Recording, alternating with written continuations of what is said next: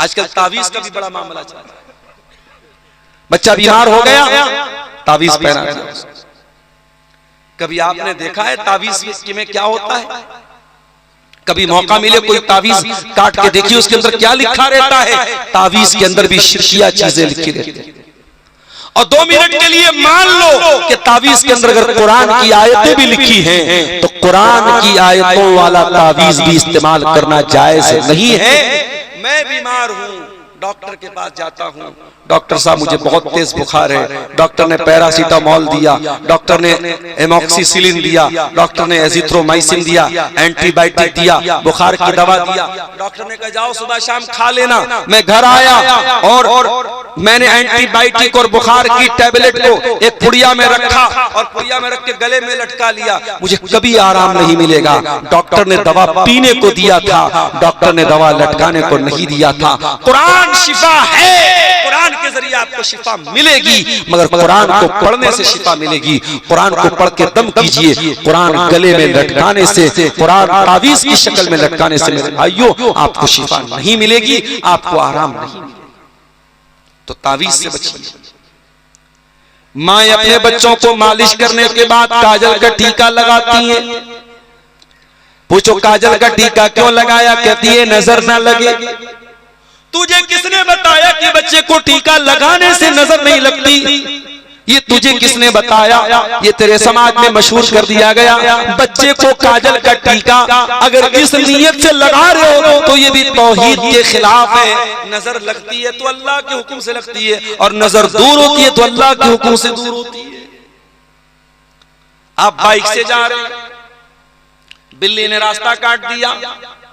Car से जा रहे हैं, बिल्ली ने रास्ता काट दिया, ड्राइवर ने ब्रेक मार दिया, साहब बिल्ली ने रास्ता काट दिया। क्या आपका अकीदा इतना कमजोर है कि एक जानवर के रास्ता काट देने से आपने ब्रेक मार दिया? क्या आप ये समझते हैं कि जानवर के गुजर जाने से आपका सफर मनहूस हो जाएगा? अगर ये अकीदा कोई रखता है तो अपने अकीदे की इस्लाह कर ले। ये भी तौहीद के खिलाफ है, ये भी शिर्क तक लेके जाने वाली चीज है। अल्लाह के नेक बंदे शिर्क नहीं करते, रहमान के खास बंदे शिर्क नहीं करते। वला यक़्तुलून अन-नफ्सल्लती हर्रमल्लाह, और अल्लाह के खास बंदे किसी निर्दोष की हत्या नहीं करते, किसी इनोसेंट का मर्डर नहीं करते, किसी बेकसूर को कत्ल नहीं करते। अगर लाल किला के पास जो विस्फोट हुआ था, उस विस्फोट में अगर वाकई में अभी जांच एजेंसियां काम कर रही हैं, मैं अपनी जांच एजेंसियों की जांच पर कोई सवाल नहीं उठाना चाहता हूं, लेकिन मान लो कि अगर वो जो डॉक्टर पकड़े गए, अगर वाकई में उन डॉक्टरों ने ये काम किया है और अपने आप को इस्लाम का मुजाहिद समझकर और इस्लाम का खादिम समझ के काम किया है, तो कान खोल को सुन लो। आप भी सुन लीजिए, मीडिया वाले भी सुन लें। इस्लाम का उनसे कोई संबंध नहीं है। इस्लाम कतई इस बात की इजाजत नहीं देता है कि कोई आम आदमी किसी की हत्या करे। और डॉक्टर तो कभी हत्या नहीं करने वाला होना चाहिए। डॉक्टर तो जान बचाने वाला होता है। अगर डॉक्टर के भेष में कोई आतंकवादी है और ये प्रूफ हो जाता है, ये साबित हो जाता है कि कोई डॉक्टर था और फिर भी उसने आतंकवाद किया था और निर्दोषों की हत्या की थी, तो मैं डिमांड करता हूं भारत सरकार से, मैं गुजारिश करता हूं अपनी जांच एजेंसियों से कि आप तहकीकात कीजिए, आप पता लगाइए, और वाकई में अगर किसी डॉक्टर ने इस तरीके की आतंकवादी गतिविधियों में हिस्सा लिया है, उसको कड़ी से कड़ी सजा दीजिए, ताकि आने वाली नस्लें याद रखें कि डॉक्टर का काम जान बचाना होता है, जान लेना नहीं होता है। इस्लाम जान बचाने की तालीम देता है, जान लेने की तालीम नहीं देता है। एक इंसान की भी अगर आप जान लेंगे, पूरी मानवता के हत्यारे माने जाएंगे। मन कतल नफ्सन बिगैरि नफ्सिन औ फसादिन फिल अर्दि फकअन्नमा कतल अन्नास जमीआ, जिसने एक इंसान की हत्या की उसने पूरी इंसानियत की हत्या की। वमन अहयाहा फकअन्नमा अहया अन्नास जमीआ, और जिसने एक इंसान की जान बचा ली उसने पूरी मानवता को बचा लिया। कुरान कहता है मेरे खास बंदे, अल्लाह कहता है मेरे खास बंदे, वला यक़्तुलून अन-नफ्सल्लती हर्रमल्लाहु इल्ला बिल हक़्क़ी, मेरे खास बंदे किसी निर्दोष की हत्या नहीं करते। हाँ, जिसको कत्ल करने की अल्लाह ने इजाजत दी है, मिसाल के तौर पे अगर शादीशुदा मर्द ज़िना करे, शादीशुदा औरत ज़िना करे, उसको कत्ल किया जाएगा। अगर कोई किसी को कत्ल करे, कातिल को कत्ल किया जाएगा। जिसकी सजा सजाए मौत है उसका मसला अलग है, वरना किसी निर्दोष की हत्या करने की इजाजत इस्लाम नहीं देता है। और क्या करते हैं? वला यज़नून, और अल्लाह के खास बंदे जिना नहीं करते। वो भी मर्द होते, वो भी औरतें होती हैं, उनके अंदर भी इच्छाएं होती हैं, डिजायर्स होती हैं, ख्वाहिशात होती हैं, मगर वो कभी जिना नहीं करते। लड़का जवान हो जाए, लड़की जवान हो जाए, इस्लाम ने निकाह का हुक्म दिया है, वो निकाह करके अपनी इच्छाओं को पूरा करते हैं, अपनी ख्वाहिशात को पूरा करते हैं, वो नाजायज रास्ता नहीं अपनाते हैं। और मैं अपनी बहनों से एक बात कहना चाहता हूं, बड़ा नाजुक दौर है, बहुत होशियार रहना। प्यार और मोहब्बत के नाम पे तुम्हारे शरीर के साथ खेलने वाले हजारों मिलेंगे, तुम्हारी इज्जत आबरू को नोचने वाले भेड़िए हजारों मिलेंगे। ऐ मेरी इस्लामी बहनों, अपनी आबरू की हिफाजत करना, अपनी शर्मगाह की हिफाजत करना।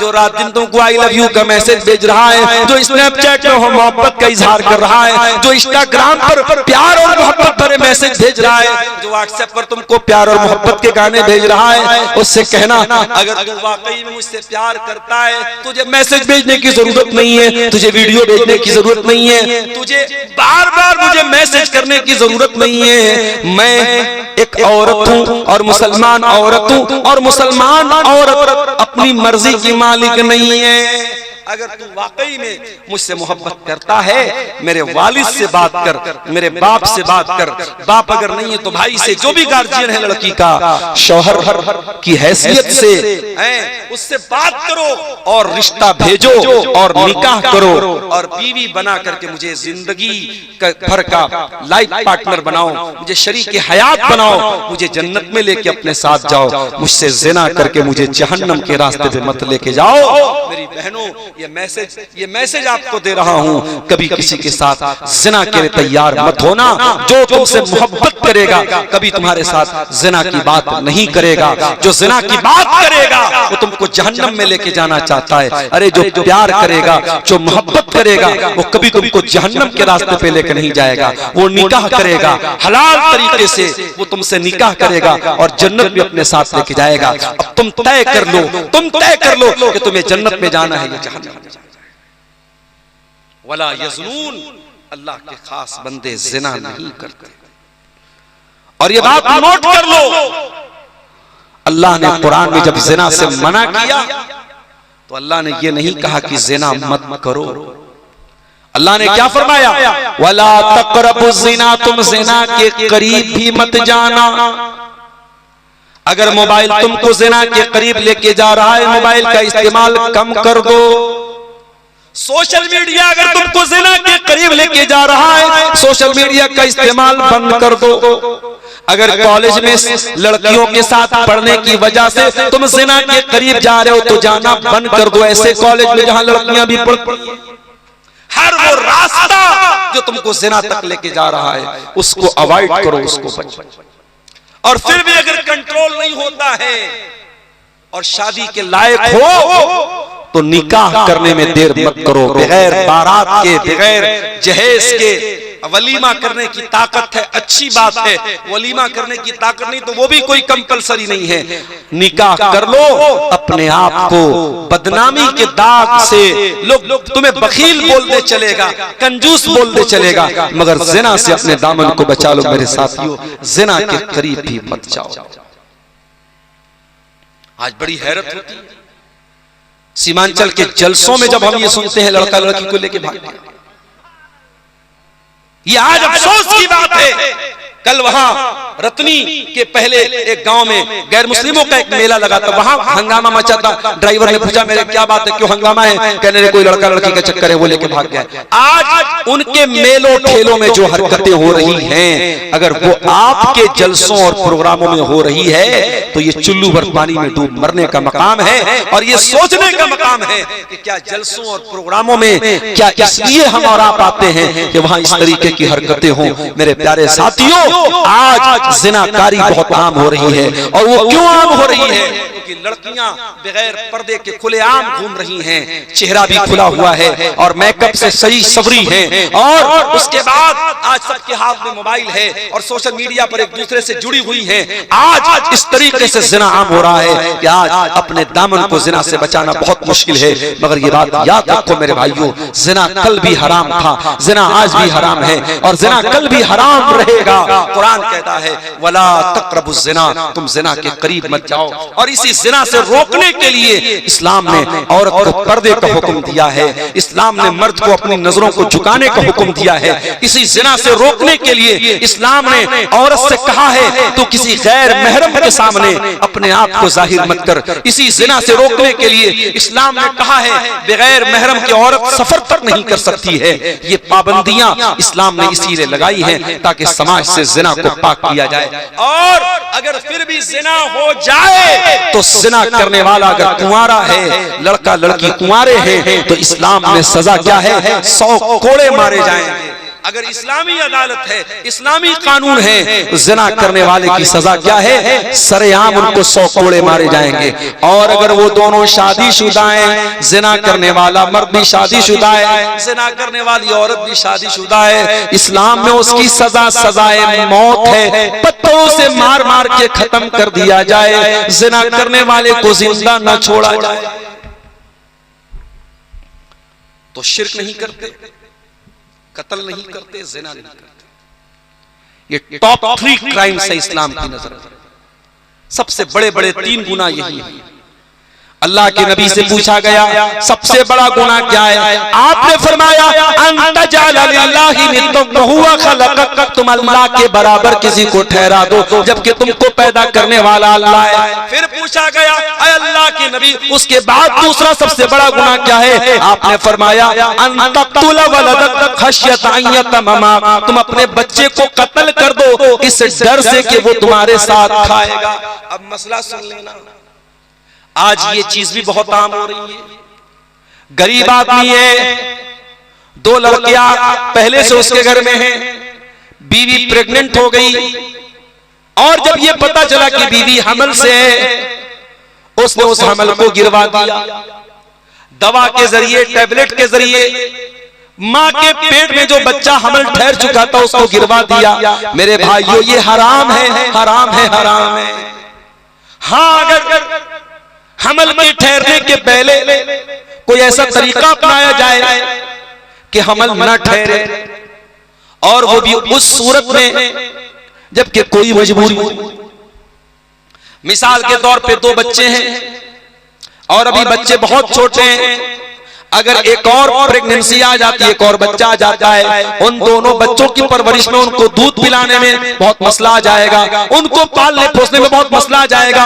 2 बच्चों के बीच में गैपिंग रखने के लिए अगर इंसान ऐसे तरीके अपनाता है, जो आज के दौर में बहुत सारे तरीके राइज हैं, ऐसे तरीके अपनाता है जिसमें प्रेगनेंसी के पहले और हमल के पहले वो तरीके अपनाए जाते हैं ताकि वो औरत गर्भवती ना हो, तो वो तरीका अपनाया जा सकता है।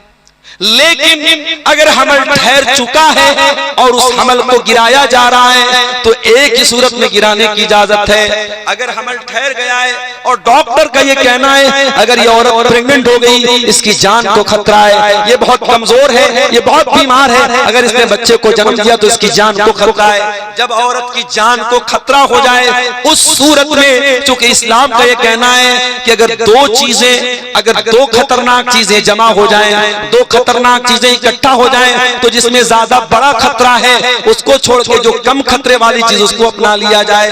अगर माँ के पेट में अगर बच्चा है और ये डर है, अगर प्रेगनेंसी हुई और बच्चा पैदा हुआ, माँ भी मर सकती है, बच्चा भी मर सकता है। इस कंडीशन में अभी वो बच्चा हमल की शक्ल में उस सूरत में उस हमल को गिराया जा सकता है, लेकिन वो एक मजबूरी की शक्ल है। आम किसी शक्ल में हमल को गिराने की इजाजत नहीं है, हराम है, हराम है, हराम। ये भी औलाद का कत्ल है मेरे साथ, और आज धड़ल्ले से ये काम हो रहा है। अल्लाह के नबी ने फरमाया सबसे बड़ा गुनाह ये है कि तुम अपनी औलाद को कत्ल करो, ये सोच करके तुम्हारे साथ वो खाए। कभी ये मत सोचना कि अपनी औलाद को तुम खिलाते हो, नहीं, तुम्हें भी खिलाने वाला अल्लाह है, तुम्हारी औलाद को भी खिलाने वाला अल्लाह है। मेरे भाइयों, जिनके 10 बेटे हैं, हमने इसी दुनिया में और इसी हिंदुस्तान में और इसी मुल्क में और अपने शहर में देखा है कि 10 बच्चों का बाप सुकून से अपने बच्चों को खिला रहा है। बहुत अमीर नहीं है, बहुत दौलतमंद नहीं, लेकिन सुकून से खिला रहा है। और 2 बच्चों का बाप भी सही तरीके से अपने बच्चों को नहीं खिला पा रहा है, तो रोजी रोटी देने वाला अल्लाह है। इस डर से कि बच्चा क्या खाएगा, बच्चे को कत्ल करने की इजाजत इस्लाम आपको नहीं देता। तीसरा सबसे बड़ा गुनाह क्या है? आपने फरमाया अंतोजानिया हलीलता जारी, अपने पड़ोसी की बीवी के साथ जिना करो। जिना करना तो ऐसे भी बहुत बड़ा गुनाह है, लेकिन पड़ोसी की बीवी का नाम आपने इसलिए लिया क्योंकि पड़ोसी पड़ोसी पर भरोसा करता है, पड़ोसी पड़ोसी पर विश्वास करता है। और अगर पड़ोसी के घर पे आपने इतनी गलत हरकत की तो आपने जिना भी किया और आपने पड़ोसी के साथ विश्वासघात भी किया है, आपने उसके भरोसे का कत्ल किया है। अल्लाह के नबी ने ये 3 बड़े बड़े गुनाहों को गिनाया और उसके बाद कुरान की यही आयत पढ़ी सूरह फुरकान की कि अल्लाह के नेक बंदे न तो शिर्क करते हैं, न कत्ल करते हैं, न ज़िना। चलिए अब आगे बढ़ते हैं। वमन यफ़अल ज़ालिका यल्क़ा असामा, अगर कोई ज़िना करेगा, अगर कोई कत्ल करेगा, अगर कोई शिर्क करेगा, बहुत बड़ी मुसीबत को उठाएगा। युज़ाफ़ लहुल अज़ाबु यौमल क़ियामा, क़यामत के दिन उसको डबल अज़ाब दिया जाएगा। व यख़लुद फ़ीही मुहाना, और वो जहन्नम में हमेशा हमेशा जलील होकर के रहेगा। इल्ला मन ताबा व आमन व अमिला अमलन सालिहा, हाँ अगर कोई शिर्क करता था, कोई जिना करता था, कोई कत्ल करता था, अगर वो सुधर जाए, ईमान ले आए, तौबा कर ले और अच्छा अमल करने लगे तो अल्लाह उसकी तौबा कबूल करने को तैयार है। फौलाइका युबद्दिलुल्लाहु सय्यिआतिहिम हसनात, अल्लाह ताला उसके गुनाहों को नेकियों में बदल देगा। व कान अल्लाहु गफूरर रहीमा, और अल्लाह ताला बहुत माफ करने वाला, रहम करने वाला है। हमारे यहाँ कहावत है, सुबह का भूला शाम को लौट जाए तो उसे भूला नहीं कहते। और अल्लाह का उसूल क्या है? सुबह का नहीं, कई साल का भी भूला अगर लौट के चला आए तो उसे भूला नहीं कहते। अल्लाह उसकी तौबा सुनने को तैयार है, अल्लाह उसको माफ करने को तैयार है। ये 3 महापाप अगर कोई करता है, शिर्क करता है, कत्ल करता है, जिना करता है, अगर वो भी सच्ची तौबा कर ले, अल्लाह उसको भी माफ करने को तैयार है। अच्छा, तौबा का मतलब क्या होता है? कोई बता सकता है? तौबा का लफ्जी मतलब क्या है? तौबा के माना क्या है? तौबा की मीनिंग क्या है? तौबा अर्थ है की अच्छा बोले है किसी कोई जाग रहा है? भाई नहीं जाग रहा है, बोलो ना ना ना, नहीं नहीं, यू टर्न लेना, यू टर्न लेना। गाड़ी चलाते हैं आप, आपने गाड़ी को अचानक आपको लगा कि गलत दिशा में चले गए, जाना था मनिहारी साइड, चले गए पूर्णिया साइड, तो वहीं से आप गाड़ी को घुमाते हैं, यू टर्न लेते हैं। तो जो यू टर्न लेते हैं, जो मुड़ते हैं, दैट इज कॉल्ड तौबा, उसको तौबा कहते हैं। इसका मतलब ये हुआ कि जो गुनाह कर रहा है वो गलत लाइन पे चला गया था, गलत हाईवे पकड़ लिया था उसने, जाना पूर्णिया का निकल रहा था मनिहारी साइड, जा रहा था पूरब, वो जाने लगा था पश्चिम, वो तौबा कर ले, सही लाइन पर आ जाए। इसीलिए कुरान कहता है वमन ताबा व अमिला सालिहन फइन्नहु यतूबु इलल्लाहि मताबा, जो तौबा करता है वो अल्लाह ताला की तरफ वापस लौट के आता है। अल्लाह ने पैदा किया था सही डायरेक्शन पर, गुनाह करके डायरेक्शन भटक गया था, अब जब तौबा किया तो सही डायरेक्शन पर, सही रास्ते पर आ गया। उसके बाद अल्लाह कहता है मेरे नेक बंदे वल्लज़ीना ला यशहदून ज़ूर, किसी गलत काम में सम्मिलित नहीं होते। जहां नाच गाना हो रहा हो, जहां ऑर्केस्ट्रा हो रहा हो, जहां जिना हो रहा हो, जहां शराब पी जा रही हो, जहां कोई गुनाह का काम हो रहा हो, ऐसी किसी मजलिस में, ऐसे किसी समारोह में, ऐसे किसी फंक्शन में वो नहीं जाते। यहां तक कि अगर आपका कोई गैर मुस्लिम दोस्त भी आपको दावत देता है और वहां शादी में नाच गाना हो रहा है, मत जाओ मेरे प्यारे भाइयों, वहां शराब पी जा रही है, मत जाओ मेरे साथियों। जहां हराम काम हो रहा हो, जहां गलत काम हो रहा हो, वहां शामिल भी मत होना। वल्लज़ीना ला यशहदून ज़ूर, अल्लाह के खास बंदे गलत कामों में, नाजायज कामों में शामिल भी नहीं होते। वैज़ा मर्रू बिल्लग़्व मर्रू किराम, और जब किसी बेहुदा चीज, किसी गंदी चीज से उनका गुजर होता है, वो शराफत से गुजर जाते हैं। इस्लाम ये नहीं कहता है कि आप अपनी आंखें फोड़ लीजिए। आप चलेंगे रोड पे, आप चलेंगे एयरपोर्ट पे, आप चलेंगे रेलवे स्टेशन पे, आप चलेंगे बाजार में, बेहयाई की चीजें भी आपको नजर आएंगी। आप ऐसी लड़कियों को भी देखेंगे जो अपने शरीर का अंग प्रदर्शन कर रही हैं। इस्लाम ये नहीं कहता है कि आप अपनी आंखें फोड़ लीजिए। इस्लाम ये कहता है बस शराफत से गुजर जाओ। वैज़ा मर्रू बिल्लग़्व मर्रू किरामा, अल्लाह के खास बंदे किसी लग़्व चीज को देखते हैं तो गुजर जाते हैं। अल्लाह के नबी ने हजरत अली से कहा था, अली अगर किसी गैर लड़की पर नजर पड़ जाए, ला तुत्बिइन नज़रन नज़रता, एक नजर पड़ गई अपने ऑटोमेटिक पड़ गई तो दूसरी नजर मत डालना। एक बार अनजाने में किसी लड़की पर, किसी गैर महरम औरत पर नजर पड़ गई, दोबारा मत डालना। फ़इन्ना लकल ऊला वलैसत लकल आखिरा, पहली नजर की इजाजत थी जो अनजाने में पड़ गई थी, अब दूसरी नजर मत डालना, दूसरी नजर डालने की इजाजत नहीं है। अपनी नजरों की हिफाजत करो मेरे साथ। एक शायर बड़ी प्यारी बात कहता है सभी हम ही से कहते हैं निगाहें अपनी नीची रख, सभी हम ही से कहते हैं निगाहें अपनी नीची रख, कोई उनसे नहीं कहता न निकले यूं आया होकर। शायर कहता है कोई लड़कियों से क्यों नहीं कहता कि वो बेपर्दा न निकला करे, सब हमसे कहते हैं निगाह को नीची रखो। हम इस बेचारे मनचले शायर से कहना चाहते हैं, शायर साहब आपकी मालूमात नाकिस है, आपको जो इंफॉर्मेशन दी गई है वो अधूरी है। इस्लाम अगर आपसे कहता है कि अपनी निगाहों को नीची रख, तो उनसे भी कहता है कि वो बेपर्दा होकर ना निकले, उनको भी इस्लाम ने हुक्म दिया है, आपको भी दिया है। अल्लाह कुरान में क्या कह रहा है, लघु चीजों के पास से, बेहुदा चीजों के पास से, वल्गर चीजों के पास से, शराफत से गुजर जाना है, उसमें इन्वॉल्व नहीं होना है, उसमें पढ़ना नहीं है। अब दो चीजें और बयान करके बात खत्म करेंगे, 3:30 होने के करीब है, फजर का टाइम भी होने वाला है। सवाल तो कयामत तक आता रहेगा, सवाल थोड़ी रुकेगा। दो चीजें और है, सुनिए। शराफत से गुजर जाते हैं। सिनेमा हॉल के पास से आप गुजरेंगे तो जरूरत नहीं कि आप फिल्म देख के आ रहे हैं, आप बस गुजर जाइए वहां से।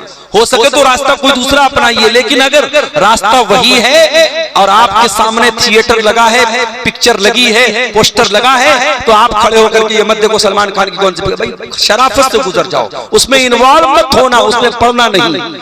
उसके बाद फरमाया वल्लज़ीना इज़ा ज़ुक्किरू बिआयाति रब्बिहिम लम यखिर्रू अलैहा सुम्मन व उमयाना, और अल्लाह के नेक बंदे जब उनके सामने कुरान पढ़ा जाता है, जब अल्लाह की आयतें पढ़ी जाती हैं, वो अंधे और बहरे बन करके गिर नहीं जाते, वो गौर करते हैं। और माफ करना सीमांचल के लोगों, मैं बार बार कहता हूं और आज भी कहता हूं और कहता रहूंगा, अपने जलसों का रंग रूप बदल लो, ये रात भर के प्रोग्राम, रात को 2-2 बजे आप जो तकरीर के लिए बुला रहे हो, आपको जबरदस्ती तकरीर सुनना पड़ रहा है और मुझको सुनाना पड़ रहा है, आप नींद के आलम में सुन रहे हो, आप अपने आप को सोने और नींद से को कंट्रोल करके सो रहे हो, ये मुनासिब नहीं है। यहाँ कुरान पढ़ा जा रहा है, यहाँ अल्लाह के नबी की बातें पढ़ी जा रही है, इसको गौर से सुनने की जरूरत है। इसलिए 9 बजे 10 बजे तकरीर दे देनी चाहिए और 12 बजे तक जलसे को शेष कर देना चाहिए। जी कुरान क्या कह रहा है, जब कुरान पढ़ा जाए तो वो अंधे और बहरे बनकर के गिर नहीं जाते हैं, बल्कि कुरान पर विचार करते हैं, गौर करते हैं, सोचते हैं, समझते हैं, उस पर अमल करते हैं। उसके बाद फरमाया वल्लज़ीन यक़ूलून रब्बना हब लना मिन अज़वाजिना व ज़ुर्रिय्यातिना क़ुर्रता अयुन। ऐ अल्लाह, वो नेक बंदे दुआ करते हैं, अल्लाह हमारे बीवी बच्चों को हमारी आंखों की ठंडक बना दे, वजअलना लिलमुत्तकीना इमामा, और हमें मुत्तकियों का इमाम बना दे। पता ये चला कि जो नेक होते हैं अपने परिवार को भी नेक बनाते हैं, अपने बच्चों को भी नेक बनाते हैं, अपनी बच्चियों को भी नेक बनाते हैं। जो नेक होते हैं वो अपने बच्चों को नमाज का पाबंद बनाते हैं, जो माएं नेक होती हैं वो अपनी बच्चियों को पर्दे का पाबंद बनाती हैं, वो खुद भी नेक होती हैं, बच्चियों को भी नेक बनाती हैं, अपनी औलाद से अपने वो दुआ करते हैं, ऐ अल्लाह तू हमारे बच्चों को, हमारी बीवी को, हमारी आंखों की ठंडक बना दे, और हमें सिर्फ मुत्तकी मत बना, हमें मुत्तकियों का इमाम बना दे, हमें इतना नेक बना दे हम मुत्तकियों के इमाम बन जाएं, हमें उस दर्जे तक तो पहुंचा दे। बड़ी प्यारी दुआ है। जो साहिब औलाद लोग हैं, जो परिवार वाले लोग हैं, जो बाल बच्चे वाले लोग हैं, ये दुआ को याद कर लें। अगर आपको तकरीर में दुआ याद नहीं हो रही है, घर जाएं, कुरान खोलें, कुरान के 19वें पारे के शुरू में सूरह फुरकान के लास्ट में ये दुआ आपको मिल जाएगी। इस दुआ को याद कर लें, कंठस्थ कर लें, याद कर लें, मेमोराइज कर लें और जरूर इस दुआ को पढ़ा करें। रब्बना हब लना मिन अज़वाजिना व ज़ुर्रिय्यातिना क़ुर्रता अयुन, ऐ अल्लाह हमारे बाल बच्चों को हमारी आंखों की ठंडक बना दे और हमें मुत्तकियों का इमाम बना दे। इतना काम अगर आप कर लेंगे, मैं फिर से दोहरा देता हूं, अल्लाह के नेक बंदे अहंकार नहीं करते, जाहिल का जवाब नहीं देते, रात भर तहज्जुद पढ़ते हैं, जहन्नम से अल्लाह की पनाह मांगते हैं, फजूल खर्ची नहीं करते हैं, कंजूसी नहीं करते हैं, शिर्क नहीं करते हैं, कत्ल नहीं करते हैं, जिना नहीं करते हैं, तौबा करते हैं, और इसी तरीके से किसी गलत मजलिस में शामिल नहीं होते हैं, किसी लग़्व चीज के पास से गुजरते हैं तो शराफत से गुजर जाते हैं, कुरान पढ़ा जाता है तो अंधे और बहरे बन के गिर नहीं जाते, गौर करते हैं और अपने परिवार के लिए दुआ करते हैं। इतना काम अगर आप कर लेंगे तो क्या बदला मिलेगा? उलाइका युजज़ौनल गुरफता बिमा सबरू, ऐसे लोगों को अल्लाह ताला जन्नत में कमरा देगा।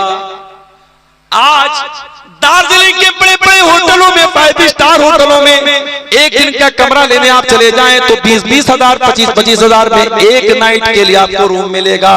लेकिन ये काम अगर आप कर लेंगे तो अल्लाह ताला जन्नत में, और जन्नत को जो कमरा होगा, दुनिया के 5 स्टार होटल उसके सामने कूड़ा है, दुनिया के 7 स्टार होटल उसके सामने कूड़ा है, जन्नत का वो कमरा आपको मिलेगा और 1 नाइट के लिए, 2 नाइट के लिए, 3 नाइट्स के लिए नहीं, वो परमानेंट आपको मिल जाएगा। उलाइका युजज़ौनल गुरफता बिमा सबरू व युलक़ौना फीहा तहियतन व सलामा। अल्लाह कहता है हम अपने इन बंदों को जन्नत में दाखिल करेंगे और जब वो जन्नत में जाएंगे तो फरिश्ते उनको सलाम करेंगे, फरिश्ते उनका वेलकम करेंगे, फरिश्ते उनका स्वागत करेंगे। खालिदीना फीहा, और वो जन्नत में हमेशा रहेंगे। हसनत मुस्तक़र्रन व मुक़ामा, और जन्नत बहुत बेहतरीन ठिकाना है, जन्नत बहुत अच्छा ठिकाना है, जहन्नम बहुत बुरा ठिकाना है। अब आप तय कर लीजिए, आपको जन्नत में जाना है तो ये सारे काम कर लीजिए जो अल्लाह ने बताए हैं, और जहन्नम में जाना है इसका अपोजिट कर लीजिए। अब आप तय कर लीजिए आपको सबसे अच्छे ठिकाने में जाना है या सबसे बुरे ठिकाने में जाना है। अकीका का सवाल बहुत आता है, पता नहीं क्यों ऐसा लगता है कि अकीका को एकदम फर्ज बना दिया गया है। बड़ी जरूरी चीजों पर लोग अमल नहीं करते, लेकिन अकीका के बारे में बहुत सवाल करते हैं। सवाल आया है 7 दिन के बाद अकीका करना चाहिए या नहीं चाहिए? जवाब ये है, कोशिश पूरी कीजिए, पूरा प्रयत्न कीजिए कि अकीका 7वें ही दिन किया जाए, क्योंकि सुन्नत क्या है, 7वें ही दिन अकीका सुन्नत है। और यहां एक बात और सुन लीजिए, बच्चा अगर मगरिब बाद पैदा होता है तो अगला दिन पहला दिन माना जाए। जैसे मिसाल के तौर पे अगर शनिचर का दिन है और मगरिब के बाद बच्चा पैदा हुआ तो संडे का दिन पहला दिन माना जाएगा। संडे पहला, मंडे दूसरा, ट्यूसडे तीसरा, वेडनेसडे चौथा, थर्सडे पांचवा, जुमा छठा, शनिचर को 7वां दिन माना जाएगा। समझ रहे? तो जिस दिन बच्चा मगरिब के बाद पैदा है उस दिन अगला दिन पहला दिन माना जाएगा और 7वें दिन अकीका उसी कैलकुलेशन से किया जाएगा। और ये भी सुन लीजिए, बच्चा अगर मरा हुआ पैदा होता है अकीका नहीं करना है, साबित नहीं है। 7वें दिन के पहले बच्चे का इंतकाल हो जाता है उसका भी अकीका करने की कोई जरूरत नहीं। 7वें दिन तक बच्चा जिंदा रहेगा तब उसका अकीका करना है। हाँ, अगर किसी मजबूरी की वजह से, मान लीजिए आदमी के पास पैसा नहीं था, कैपेसिटी नहीं थी, ताकत नहीं थी और 7वें दिन वो अकीका नहीं कर पाया, तो जब उसको क्षमता होगी तब वो अकीका कर सकता है। 14 दिन पे करना या 21 दिन पे करना जरूरी नहीं है। 7वां दिन अगर मिस हो गया तो बाद में कभी भी कर सकता है, लेकिन करना चाहिए। फर्ज तो नहीं है अकीका, सुन्नत है, मगर बहुत ताकीद है, करना चाहिए। बगैर किसी मजबूरी के अकीका को छोड़ना नहीं चाहिए। वल्लाहु आलम बिस्सवाब। आखिर में अल्लाह ताला से दुआ है, अल्लाह ताला हम सबको नेक अमल, अच्छी समझ की तौफीक अता फरमाए। जो सिफात अल्लाह के नेक बंदों की बयान की गई है, इन सिफात पर अल्लाह ताला हम सबको अमल की तौफीक अता फरमाए। रब्बुल आलमीन हमें कहने सुनने से ज्यादा